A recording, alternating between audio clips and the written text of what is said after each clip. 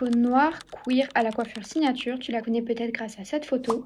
Aujourd'hui, dans Fashion Her Story, on parle d'une femme aux multiples talents, l'icône de tes icônes, Grace Jones.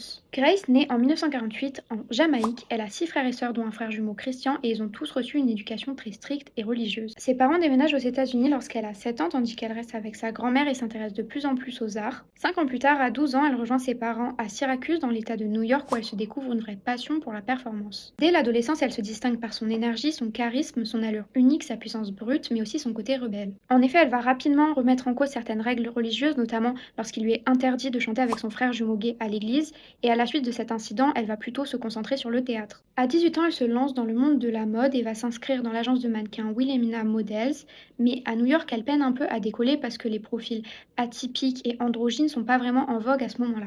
C'est donc à Paris qu'elle va tenter sa chance en 1970 et ça paye. Elle fait la rencontre de Kenzo Takada et Issey Miyake, défile pour les plus grands comme Yves Saint Laurent et Azzedine Alaya, qui en fera d'ailleurs son égérie et son mannequin cabine. Elle sera également la muse d'Andy Warhol, qui comme beaucoup est séduit par son énergie tantôt masculine, tantôt féminine. Elle partagera même son appartement à un moment avec Jerry Hall et Jessica Lange. En 1979, elle fait une rencontre déterminante dans sa carrière, celle de Jean-Paul Goude, un graphiste et photographe français. Ensemble, ils réalisent une série de photos devenues iconiques qui à l'époque a choqué le monde entier par son côté sensuel, même sexuel, et très provoque. C'est aussi à cette époque qu'elle s'érige comme une icône pour la communauté queer et une vraie figure de la nuit. On la voit tout le temps au Palace à Paris, au Studio 54 à New York. Elle est surnommée la Queen of Gay Discos, et d'ailleurs parlons du disco parce que grâce à ce genre, la jeune femme va renouer avec le monde de la musique et va sortir un premier album, Portfolio, en 1977. Pour ses autres opus, elle s'éloigne du disco pour le reggae et le R&B, comme avec Warm Leatherette en 1980 et Nightclubbing l'année d'après.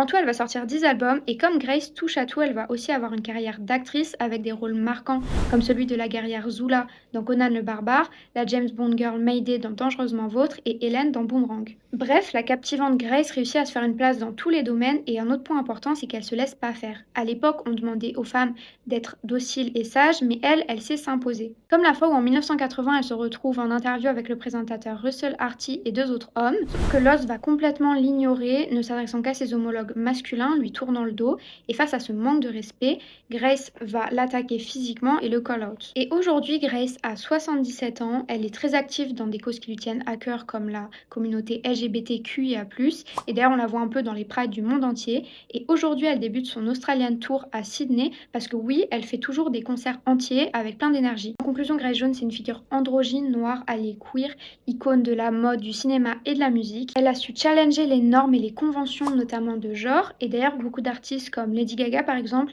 la citent comme une vraie inspiration.